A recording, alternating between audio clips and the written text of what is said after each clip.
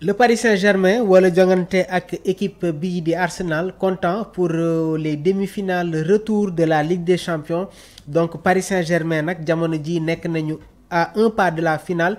suspense total war a am diggante Inter de Milan ak le FC Barcelone donc Paris Saint-Germain bi nga xamante ne moom moo gagné woon équipe bii di Arsenal ci pelouse est tout proche de s'offrir devant son public la deuxième finale de la Ligue des Champions de son histoire donc mercredi au Parc des Princes. L'autre demi-finale de retour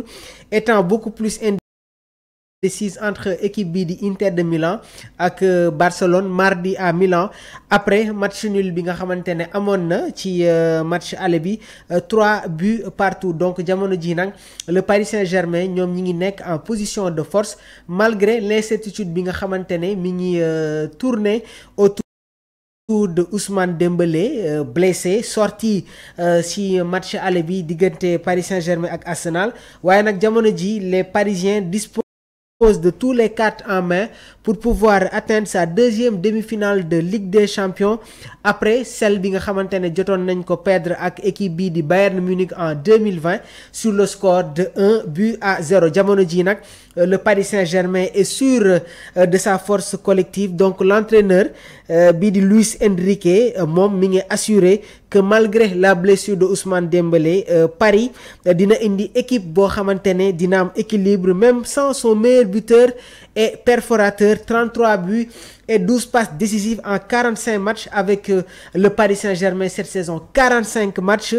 33 buts 12 passes décisives mu nekk tamit statistiques yi nga xamante ne moom la Ousmane Dembélé am actuellement ci bile clubam et une bonne surprise reste possible si le champion du monde est remis à temps de son étirement musculaire des ischio-jambiers donc jamono ji nag Paris bi nga xamante ne jot nañu assurer leur titre de champion vient de perdre coup sur coup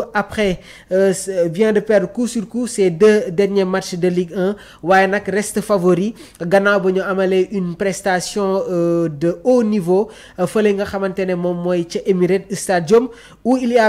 a bien maîtrisé les Gunners waaye tamit ki nga xamante ne moom mooy le gardien parisien il faut qu'on en parle mooy Gianluigi Donnarumma a su sortir ses parades décisives quand il le fallait donc le Paris Saint-Germain s'est incliné samedi à Strasbourg avec une équipe largement remaniée donc Luis Enrique dafa tourner équipe am pour permettre aux titulaires de souffler et d'aborder le match retour face à Arsenal bi nga xamante ne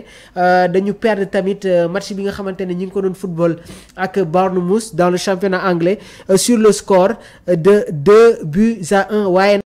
nag avec son équipe type donc Arteta dafa aligner équipe typam ci match bi nga xamante ne ñi ngi ko doon football en championnat donc jamono ji nag Arsenal a perdu le titre Liverpool ñi nga xamante ne ñoom ñoo ko gagné récemment waaye nag Miguel Arteta mi ngi contenté wu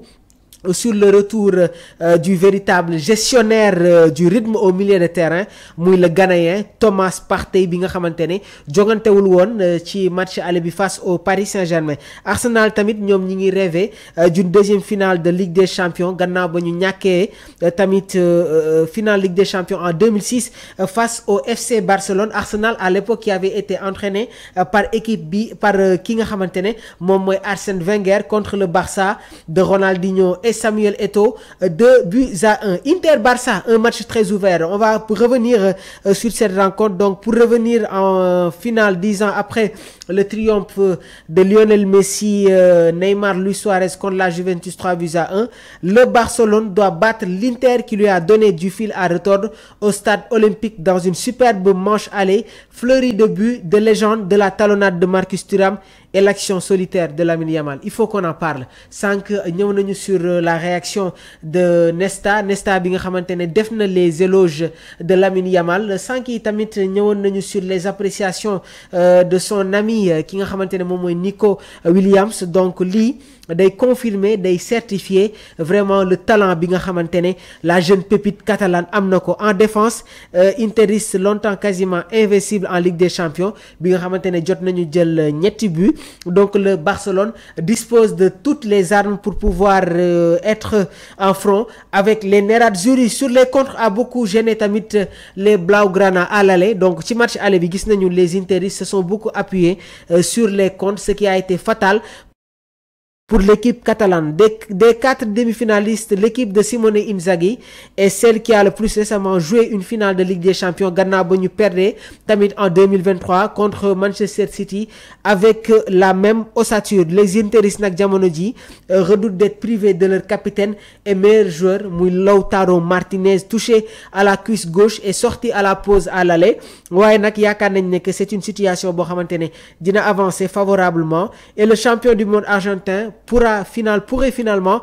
tenir sa place. Donc l'Inter espère aussi retrouver son défenseur ki nga xamante ne moom mooy Benjamin Pavard bi absenté woon lors du match aller. Le Barcelone de son côté récupère son meilleur buteur muy Robert Lewandowski, touché à la cuisse gauche et qui a manqué le match aller. Donc jamono ji nag l'équipe d'Hansi Flick compte notamment sur les étincelles de son génie Lamine Yamal, pas encore 18 ans, et sur son élan. Elle vient de remporter la finale de la Coupe du Roi contre son vieil ennemi muy le Real de Madrid, 3-2 après les prolongations, qu'elle retrouve dimanche en Liga et file vers le titre de champion d'Espagne. L'Inter en revanche cale un peu en Serie A où il a été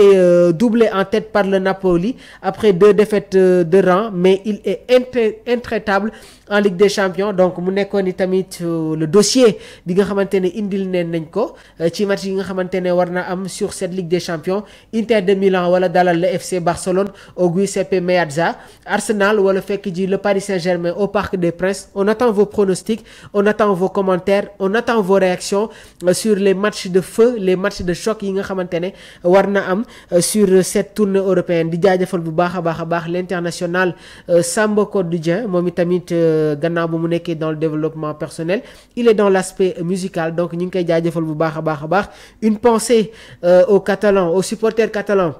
yi nga xamante ne ñoom la sekkal bi le studio muy Omar Silla ak Abdourahmane. Concernant les pronostics dinañ si ñëw suba di leen li jox en détail les informations yi nga xamante ne war na tourner sur cette rencontre. On vous donnera les pronostics, dinañ leen indil tamit des analyses beaucoup plus approfondies ci match bi nga xamante ne war na am ni ki suba. Jërë ngeen jëf.